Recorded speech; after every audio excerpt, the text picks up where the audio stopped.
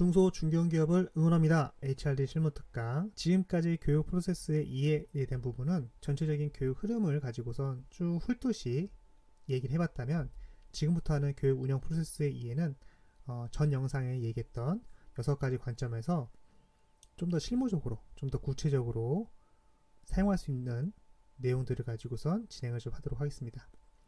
먼저 Y입니다.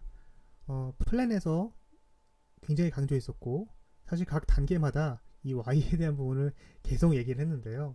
그만큼 이 Y가 중요합니다. HRD 담당자는 Y, 왜 이 교육을 시행해야 되는가, 왜 그러지? 라는 생각을 2번, 3번, 4번 해야 됩니다. 그랬는데 교육 안 하는 게 나아. 그럼 안 하는 것도 정답이에요. 네. 교육 담당자 입장에서는 이거 했으면 좋겠고 해야 된다라고 판단할지 모르지만, 현업에서는 그것 말고도 더 좋은 방법이 있을 수도 있고, 그것보다도 더 의미 있는 시간이 지금이다 라고 판단할 수도 있거든요.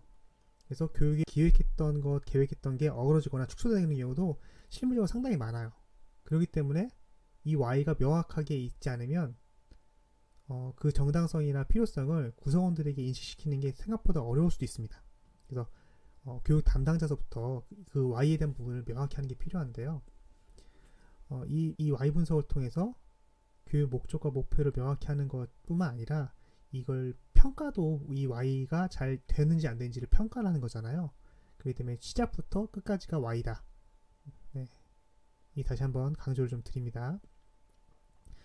좀 심하게 얘기하면, 교육 목적과 취지 배경에서 벗어난 교육은 열심히 한 의미를 상실한다. 이렇게까지 좀 세게 얘기할 수도 있을 것 같습니다.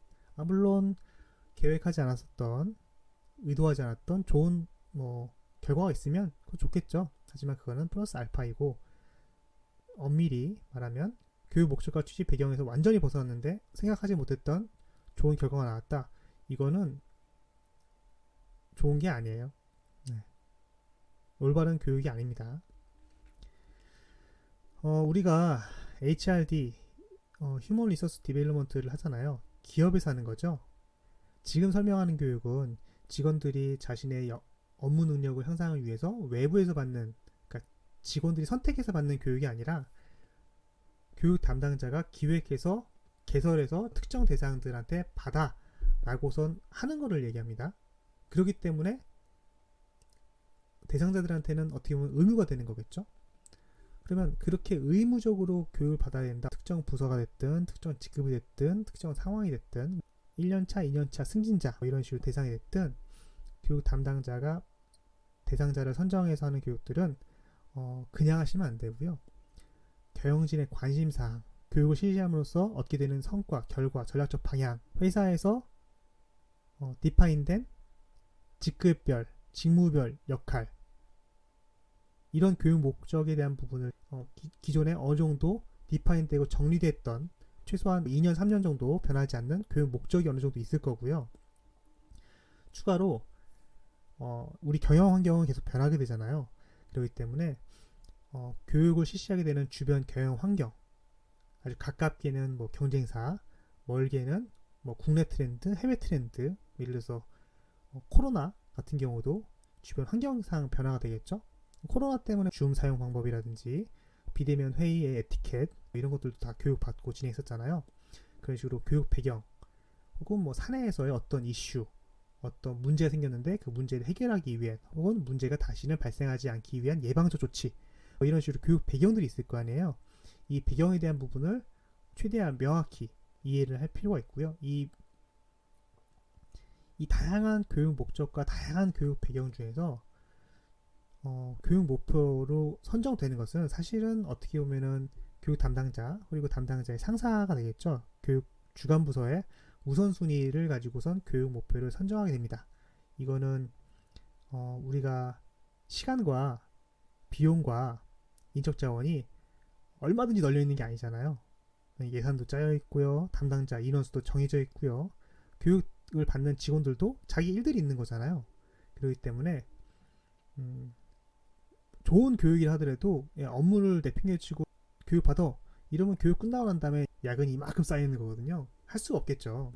그렇기 때문에 우리는 주관 부서가 어떤 교육이 지금 이 시점에 우리 기업에 우리 직원들에게 가장 유의미한 것이냐 라는 것을 우선순위를 고민을 좀 하셔서 교육 목표를 잡으셔야 될 거고요. 그 다음에 교육 과정을 통해서 학습자가 성취해야 될 교육적 결과, 성취는 현업 적용에서 성취하게 될 교육적 결과라는 거죠. 그러니까 그렇게 어떤 교육을 할 것이냐, 이 교육이 과연 필요한 것이냐 라는 것에부터 먼저 고민을 좀 하셔야 되겠다라는 말씀을 드립니다. 그 다음에 우리가 이제 과정 명세서라고 하죠. 교육 설계서라고 하든 과정 명세서라고 하든 다양한 표현을 하고 있는데, 보통 명세서, 그러니까 교육 컨설팅 업체에서 이제 받은 그 교육 소개를 보면은 교육 목표가 이렇게 딱 써 있어요. 교육 목표가 대상자, 뭐 무슨 직급, 무슨 직무에 몇 년 이상의 근무인자, 뭐 어떤 교육을 이수한 자, 뭐 그 다음에 교육 목표, 모듈, 내용, 시간, 방법 이런 식으로 써 있죠. 그 다음에 뭐 참고도서나 추천도서 뭐 이런 것들 좀 있을 거고, 이런 식으로 이제 명세서들이 있을 건데, 이 명세서에 있는 목표를 어떻게 작성하는지, 일단 여러분들이 기획하는 입장에서도 교육 목표를 명확히 하실 필요도 있고요.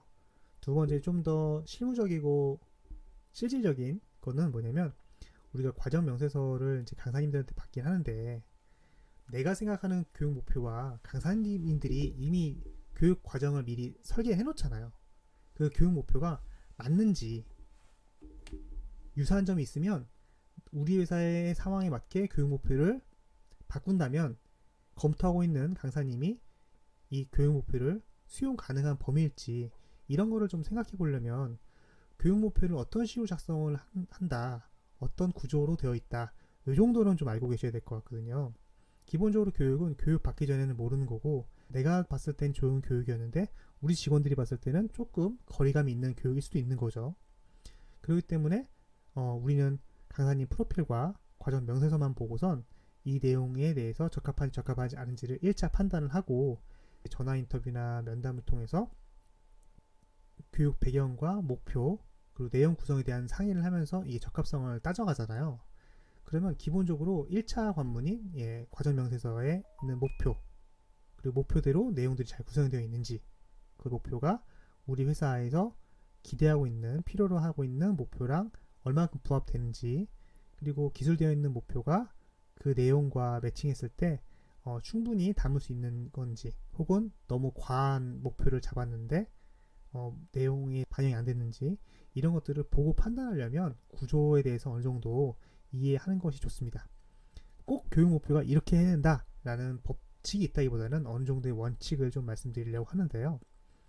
일단은 교육 목표를 하려면 행동 동사여야 됩니다. 우리가 어떤 교육을 받아서 머릿속에만 있어, 무단횡단하면 안 돼 라는 거를 머릿속에서 기억을 하고 있는데, 그것을 어떤 행동으로 나와야 되는 겁니다. 시험을 봐서 무단횡단을 하면 안 돼 라는 지식을 알고 있느냐, 지식을 안다가 있을 것이고요. 무단횡단을 하지 않는다 라는 것도 있을 것이고요. 무단횡단을 하지 않도록 주변 친구나 동료를 가르칠 수 있다, 코칭할 수 있다, 이런 식으로 어떤 행동이 되어야 된다라는 거죠. 두 번째는 수행 조건입니다. 아까 얘기했던 무단횡단 같은 경우도 사람과 차가 없는 새벽 1시라 할지라도 이런 수행 조건이 필요한 거죠. 그래서 어떤 행동이 일어날 수 있는 조건을 기술해 주는 게 목표 기술의 두 번째 원칙입니다. 세 번째 원칙으로는 수행 기준인데요. 무단횡단을 계속 얘기를 하면, 이러한 상황, 새벽 2시의 상황이 10번 중에 9번은 지킨다, 9번을 지키면 교육은 성공한 거다, 이렇게 보시면 됩니다. 이런 식으로 수행 기준에 대한 것들을 제시를 해줘야 교육 목표가 제대로 달성되었는지 아닌지를 판단할 수 있겠죠.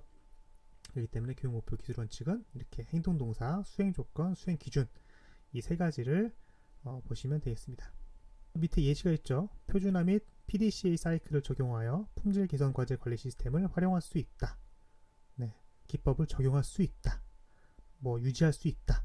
이렇게 행동 동사로 나왔고요. 표준화 및 PD 사이클을 적용하여, 이런 식으로 무엇을 통해, 무엇을 활용하여, 이런 식으로 수행 조건, 상황들, 기준을 마련했고요.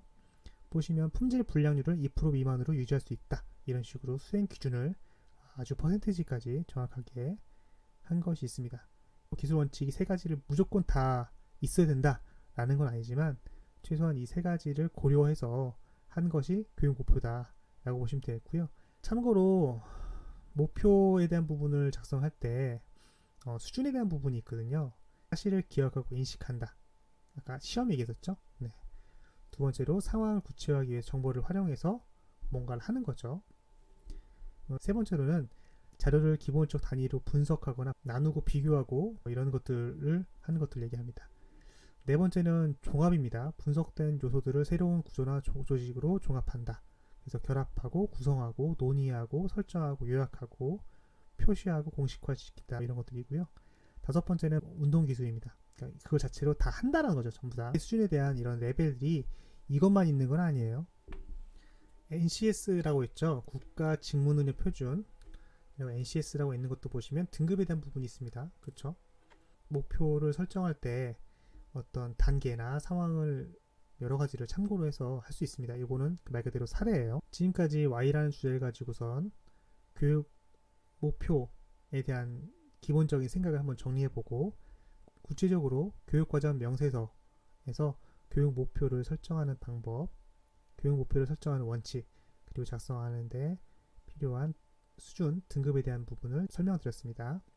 다음으로는 교육 운영 프로세스 이해 중에서 교육을 받는 학습자와 관계자에 대한 얘기, 그리고 환경에 대한 이야기들을 하도록 하겠습니다.